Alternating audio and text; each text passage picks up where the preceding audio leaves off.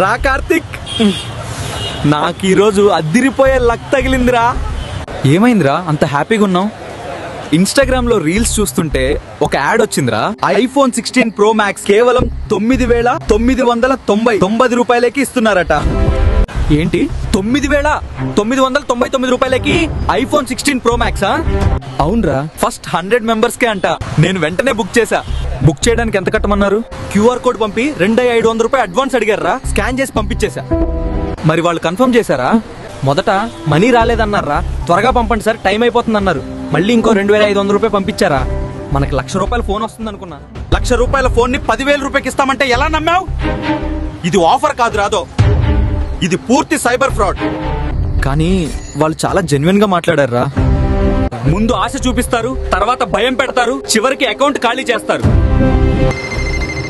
Sir, మీ phone తీసుకుని వస్తుంటే పోలీసులు ఆపారు సార్. బిల్ లేదు, ఈ ఫోన్ దొంగతనా అని అడుగుతున్నారు సార్. కానీ నేను వాళ్ళతో మాట్లాడి 5,000 రూపాయలకి సెట్ చేశాను సార్.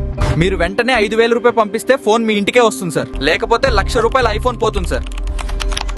అయ్యో నిజమేనా సార్?